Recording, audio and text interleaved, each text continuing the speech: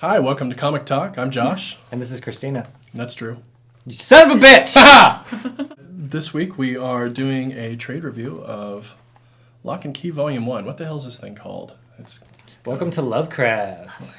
Welcome to Lovecraft. This is Joe Hill and Gabriel Rodriguez. From IDW. It's not Ninja Turtles. It's IDW. We were just talking about how we needed to do an IDW book. That wasn't Ninja Turtles. Yeah. Yeah. We found one. Woo-hoo. They have one. Let's do a title. I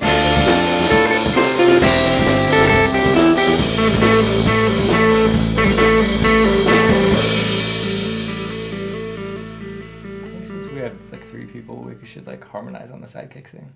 You think we could do a triad? Psychic. Sidekick. Sidekick.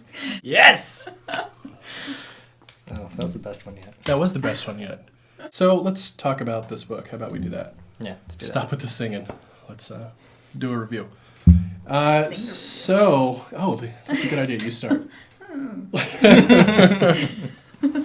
All right, so let's start off with the obvious stuff. This is Joe Hill. It's Stephen King's son. That is always like the elephant in the room with this book. And this is a horror book, right? Yes. So general impressions of this, and we should probably just knock out of the way, how does it compare to like Stephen King work, right? So Okay. What do you think? All right. I would say, okay, I'm thinking of like Shining, Misery, Pet Sematary. I think Joe Hill, also he wrote, I don't know if you guys have read or heard or watched Horns. Horns. No. I think he goes for more, it's not like more supernatural, but like I think he's more into definitely some religious fantasy type. That's what I get with The Shining. It's like more psychological. With Misery, it's psychological. Have you guys read? A little bit, like Carrie. And, Carrie. Okay, the one with the car, right? There's a bunch, and I agree. It's always more like psychological, whereas this is more straight supernatural. I think is a better way to put it. Yeah. What do you think? I actually haven't read a lot of Stephen King. I mean, I've seen some of the movie adaptations. So based on that, I mean, all of his stuff seemed really shallow, but like, of course it would, because it was a movie version of a book. This, I thought it was okay. I thought, all in all, it was pretty underdeveloped in a lot of ways. And then the actual story in the book kind of felt like something that I'd read before. I mean, there's like a million like horror movies and horror novels where it's like, okay, this family moves into this weird old house, and all this shit stuff's happening. I would say it's cleaner than not only Stephen King's work, but also just what I expected coming into it, especially with the name Welcome to Lovecraft and the way the covers look. It looks like it's going to be very sort of gruesome and gory and focus a lot on Lovecraftian kind of themes of like deep psychological horror. And it, at least in this first trade, I think it's more of a clean getting to know the family and injecting just a few like gruesome moments and seeds of supernatural in it. Just a lot of like building right now. And I will admit, when I read this first one, I was like, okay. But then, and I mean, reviewed it on Goodreads, gave it like 3 or 4 stars. But then I read like 2 through 6 and was just like, oh my god, okay, I'm gonna go back and give this 5 stars just because like it develops way more, which is why I was kind of like, oh, the first one, it's like you have to read it, but you don't get down to like the actual story and like the characters developing and like just crazy things happening. And there is quite a bit of exposition of a few of the family members. Like, I really liked the bits where Bode was just talking about like his ghost adventures and stuff. And then, what's the sister's name? Kinsey? Kinsey? Yeah. Kinsey. I liked her bit. I thought it was maybe cut a little bit short because it's like she used to have like this dread and piercing thing, and then she cleaned up when she went to the school. And they said like why she went through the transition, but they never went into like who she was as a person before that, Right. And that kind of bothered me, because it's not like people just, well, I guess some people do get, dreads and piercings and shit and still listen to Justin Bieber, but that's a whole other thing. And then the older brother, whose name escapes me as well, Tyler. I felt like they really gave him the short end of the stick as far as exposition and stuff. I mean, everybody else got like a whole issue of narrative pretty much, and then he just gets like, a couple panels. He gets more later. Yeah, Good. He becomes a very key character as it goes on. I was really waiting for that because on the surface level, he seems like the most boring character. Oh, yeah. So, like, from a writing perspective, it's like, that's the guy you want to go with. That's the guy you want to go to great lengths to make interesting. Yep. I felt like from a construction standpoint, though, on this, they do a lot of interesting things. I really like the way he approaches telling this story.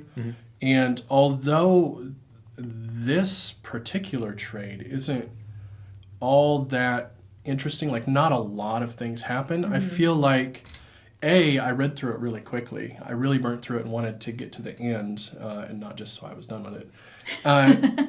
But it makes me want to go out and read more. So I think it achieves what it's out to do. But in that, like the construction of how it's put together, the way each issue within it is from a different character's perspective is really cool. That was very cool. Yeah. And I also felt like there were a few things in here that really touched at what they were going for with this trade, like the theme of how it's put together. And in that, what I'm actually referring to specifically is a moment where the person in the well, the lady in the well, she says, kids always think that they're coming in at the beginning of the story, but you're really coming in towards the end. And I felt like that really encapsulates the way this entire trade feels. Yep. Yeah, like you just stepped in kind of like, what happened here? Yeah. So it ends up being more of like a supernatural mystery story than maybe a horror genre story. Right, yeah, which is definitely, when it was categorized as horror, I just didn't quite agree with that. Right, yeah. Especially, I mean, we just did Nameless not that long ago, and that was like fucking like horrifying. Right. Yeah, it was horrific. Yeah. In several ways. So, and again, this has the look to it of being in that genre. Like when you see the covers, it looks like an 80s metal band album cover, So I'm expecting like skeletons and axes and things like that to show up. And there is an axe. There is an axe. It goes through a skull too. Yeah. So there you go. There's your gore. Yeah. So, but that's neither here nor there. I wasn't like disappointed by it. I was just surprised at the turn that it took. I wasn't expecting it, and I wonder how many people pick this up expecting one thing and get something else entirely. Right. Yeah. Okay, so let's just talk about for a few minutes kind of how this book works through itself, right? Because we kind of mentioned how it's told from a different perspective through each issue, but really what's happening here? Like, what is this about? Can we talk about that for a minute? Yeah, they have to move because, their father's murdered, and he had, said, go to Lovecraft if anything ever happens, so they're all just dealing with, losing their father, seeing their father murdered, and knowing that their mother was raped and almost killed.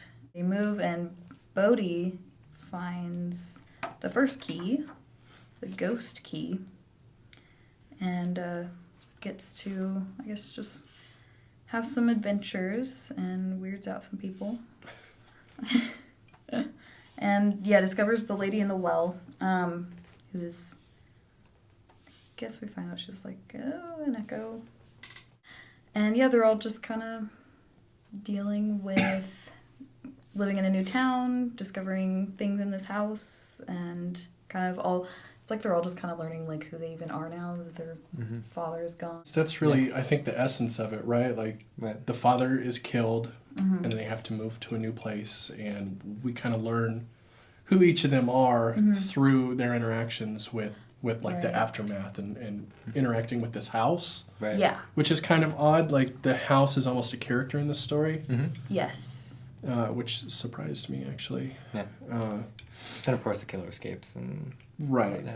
We get the killer comes back, and that's kind of the end of this first act. But I feel like most of this trade comes off as more of a just a character drama to just get you familiar with the characters to probably later on really become more psychological horror of some sort, right? Like you can't really be afraid for a character unless you have bonded with them, I suppose. Sure. And on that note, they did a fantastic job, and I have to attribute some of this to the artist, but making the antagonist just really hateable. Mm-hmm. Like, you just look at him and, like, you just don't like him immediately. And they do give him, like, a little bit of backstory, like, yeah, he has shitty parents and everything, and he couldn't get the letter of recommendation. And, you know, when I first read it, I was like, well, they really, you know, gave him the short end of the stick, because, you know, why even talk about this stuff unless it was to build him up as a somewhat sympathetic character, or to say, like in Moon Knight that we just read, when he gets told, like, you are Moon Knight, I chose you to be Moon Knight because you're fucking crazy. Mm-hmm. Like, you have a weak mind and thus are easy to manipulate. But on the other hand, I think painting him as somebody that's just really easily hateable, like, has its own merits. Mm-hmm. I mean, that's storytelling 101. Like, if you don't want the villain to get what's coming to him at the end, like, you don't really give a shit about the protagonist at all. Right. I think really, given the backstory, isn't to make him sympathetic. It's just to give him proper motivation, so you are more afraid of him at the end, or you see a little bit more about why he's doing the things he's doing in a way. Sure. Did you, and I don't know if this, I can't remember if this comes out in the first trade, did you guys see the Lady in the Well interacting with Sam? Yeah. Yeah. Yes. Mm-hmm. Did you guys notice their relationship? I don't know. I can't remember, like, how Not obvious really. it was. No. Mm-mm. Okay. So, like, but you know that they're kind of in cahoots. Yeah. Right? Yeah. Okay. That's made Okay. clear. There's quite So a lot of it's- discussion about it. Yeah. Okay. So it's like he's just this, I mean, mentally unstable, easily just malleable person that this lady can use to her own ends. Mm-hmm. Yeah, so I guess, like, his character is just, meant to just be kind of used, like, by this lady. Mm-hmm. And, just being the typical, like, hateable antagonist, I guess. Mm-hmm. And I don't feel like...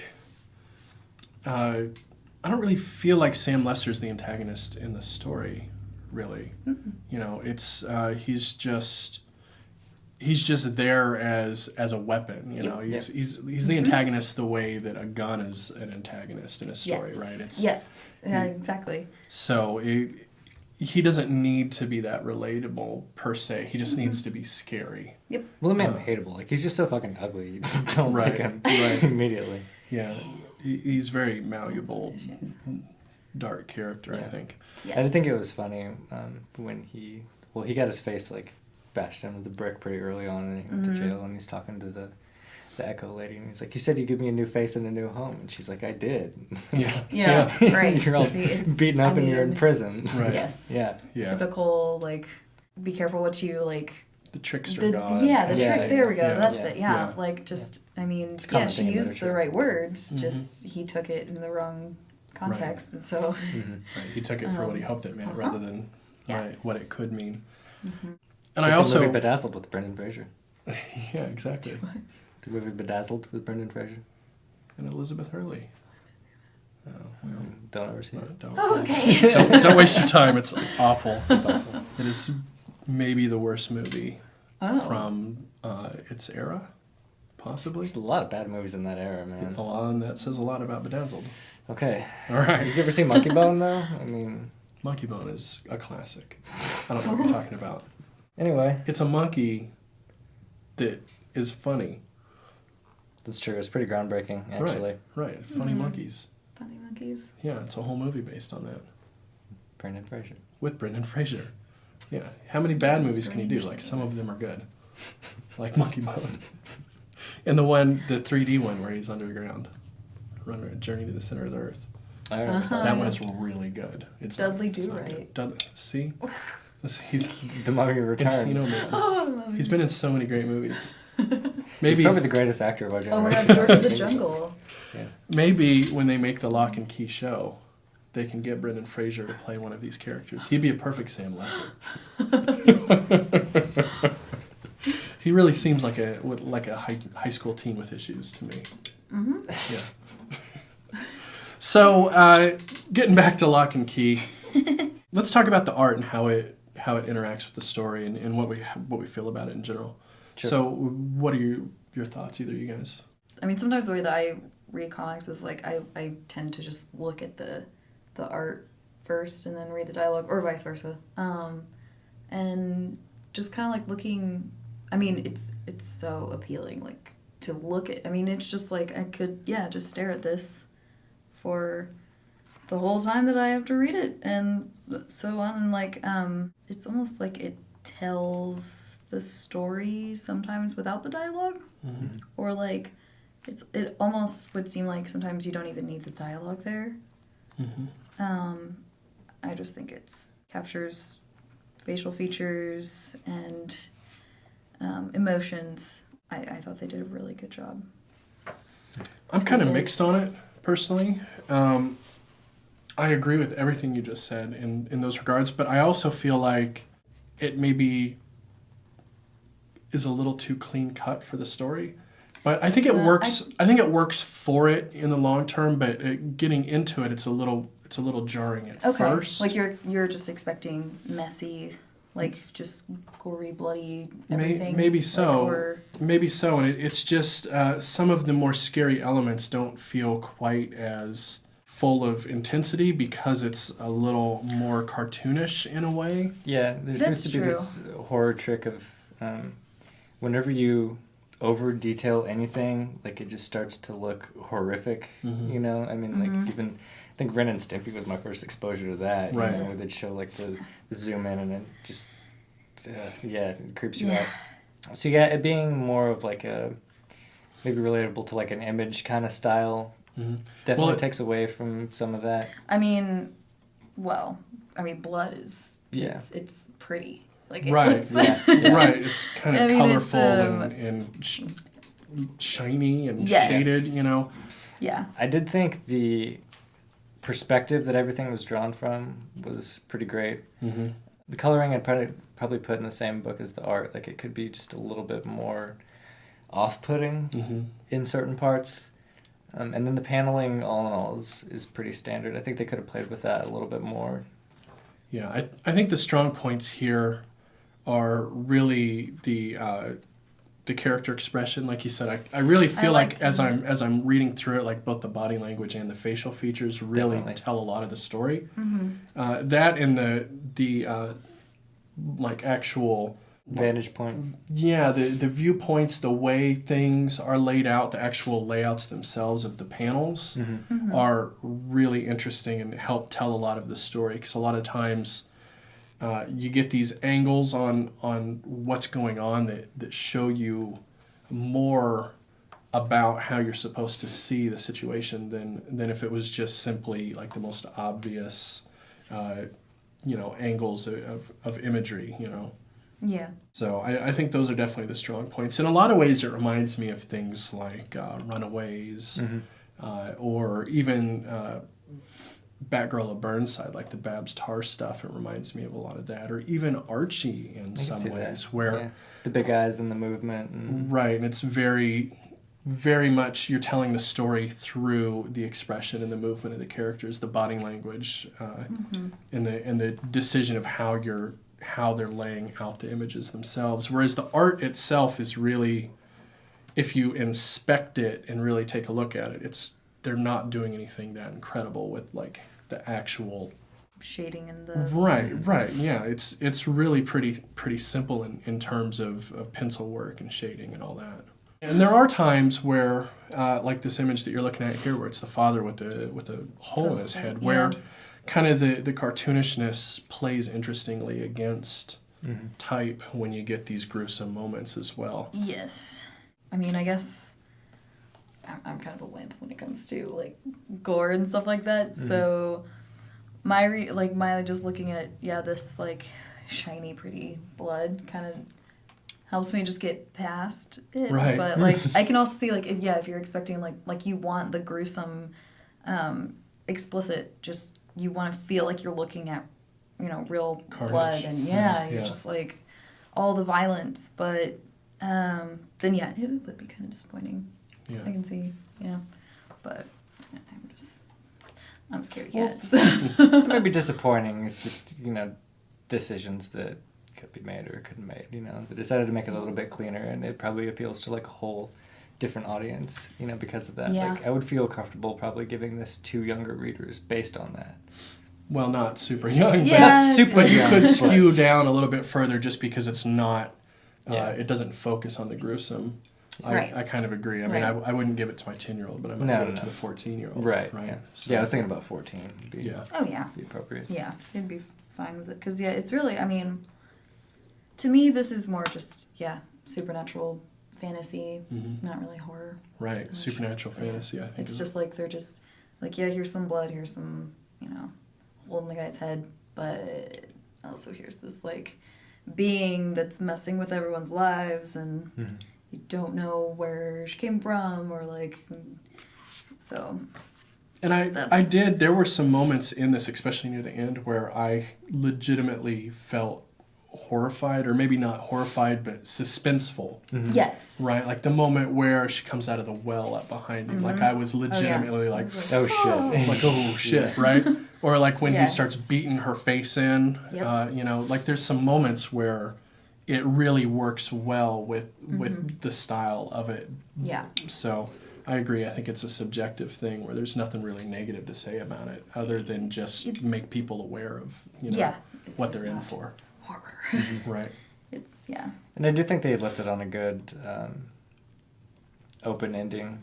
It makes you Cliffhanger. want to, a good Such cliffhanger. cliffhanger. Mhm. Makes you want to Definitely. read more. I don't know. Do you guys want to talk about the keys? We can. So far, I I don't think know if like, it's like too often. spoilers. I think we've seen the key that makes you a ghost. We've seen the key that changes your gender now. Yeah. Yes. We've seen the all key or whatever. Yeah. And at the end, we have one more that shows up that we don't know what it does. And I think that's it, right? Those are Mhm. I that's think so. the total of the keys Yeah, we've seen. the anywhere key.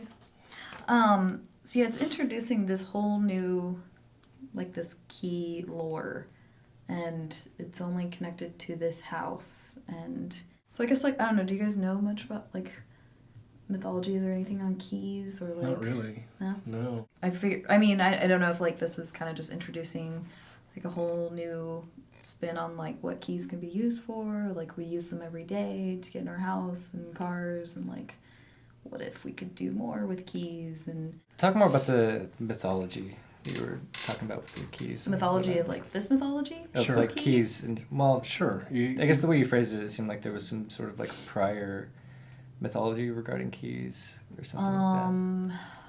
Some Well, famous and things seeing that- like I'm not really sure. Like I'm not 100% like, and that's what I don't know if Joe Hill is like making his own mythology on keys, or if he's like using past stories or It feels to me like it's intended as some sort of metaphor. There's some sort Yeah. of metaphorical meaning behind this idea. Yeah. Like you were getting at, I think you're really hitting on it when you're talking about the way we use keys and what keys mean to us, the way they open up from one room to another. You Yes. move from one place to another, and only certain people have that access, right? You Right. give Right. the key to the person you want access to these different Yeah. areas. And even conceptually, like this is the key to this, or the key phrase within this. yes, Right. yeah, Right. So it feels like maybe this is an attempt to play off of these ideas that we have about keys and use that as kind of a shortcut in language and for visual storytelling as well, to have a Yeah. literal actual key. I think it's pretty clever. I think it's a neat idea. it's I like it. I like that there's gonna be a lot more keys, and just they all do these special things. And it also reminds me, in a way, of a lot of other stories and a lot of other things. Like the house itself reminds me a lot of Doctor Strange. Yeah. Actually, in his Arcanum, whatever. Sanctum. Yeah. Yeah. The Sanctum Sanctorium or some Yeah, shit that's like it, that, yeah. right? Yeah. It reminds me a lot of that, where you open different doors and there's Yeah. different things there. There's hell behind one door, and then there's Yeah. Right, but this makes it even more interesting in that, like, it requires two It's pieces. just like one, yeah, you need the just door one. and the key, right? So, Or like I don't know, I was thinking the TARDIS and TARDIS key. yeah, there you go. Yeah, I don't feel like it's that new of an idea, but it's done in a new way that I think is pretty cool. Yeah, it's cleverly put together. Do you got anything else? just how they're dealing with grief, identity. Yeah, that's pretty much. Well, I mean, when you talked about Kinsey going from like dreads and then just going to like the clean cut, looks like it just she could be anyone. Yeah. I mean, because that was her, and yeah, I guess like knowing like who she was before and why what kind of person she was to have like the dreads and the piercings and everything. Mm-hmm. I think she's dealing with grief by like just kind of, she was one person with the dreads and everything, and now she just wants to blend in. Yeah, she's finding comfort in the anonymity. Yeah. But I think she's the only one that makes like a physical appearance change. Well, and she also pretty quickly finds that that's not. Yeah, she switches back. She was like, never mind. This isn't working. Yeah. Right. Yeah. No matter what you do, no matter how you physically make yourself look, you're right. still who you are, and you're still going to feel the same way. Yeah. Mm-hmm. She's still, no matter what she did, she still feel like everybody was looking at her mm-hmm. and judging her in the same way. So she just decided to go back to being herself. Yeah. And I think really most of this book is about just these characters and they're dealing with grief, right? Mm-hmm. And how the family goes together. It's the actual supernatural and fantasy stuff isn't that heavily focused in here. No. It's, little pieces of the book, a couple pages per issue. Mm-hmm. Mm-hmm. Yeah. Yeah, because Tyler's the one that's really just kind of shutting himself out. But yeah, just working himself to death. But yeah, the grief dealings with and stuff like that, I would say that's the one big thing from me that set it apart from like every other creepy house story that I've ever read or seen, and all of those, the house is like the main focal point of like the whole thing. The cause of the problems, right? Right. And everybody else is just sort of, reacting to things based on that. Whereas in this, they got their own shit going on. Yeah. Right. And I really appreciated that. It's not like half-ass contrived shit going on, like, oh, we just moved into this new place and I hope it works out. It's a bit rickety, but I think with some elbow grease, we can fix it up, slap some new paint on here. Yeah, flip this house, move to Hawaii. Right. Yeah. Yeah, they show up with their problems as compared to the house causing the problem. Exactly. Which actually is a pretty huge departure from what you would normally get in this kind of story. Yeah. Mm-hmm. And it's kind of like the house itself is it's a house of discovery. Like they're just discovering who they are while they're also discovering these keys and like what they can do and just figuring out like how to get over or get past what they've had to deal with. Mm-hmm. Right. But then we also see that like the house actually did cause the grief. So I imagine as we continue further in, we'll find out. And that goes back to the whole you're coming in at the end of the story rather than the beginning. Yeah. Mm-hmm. Cool. So I think that's going to wrap it up unless you guys have any last words about this. Mm-hmm. No? We all good? Yeah. Cool. Well, every Wednesday we do a comic review of our poll list. Every Monday we come back and do something like this. It's good to see you again. You going to be back for more? Whenever you guys want me. Okay, sounds good. Show up.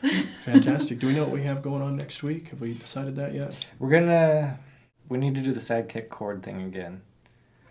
So. What? Sidekick! Okay. No. Okay, hang on. But, okay, I can't do it That's next a terrible week. chord. After that fifth, I don't want you back hanging. Yeah. Augmented shit was that.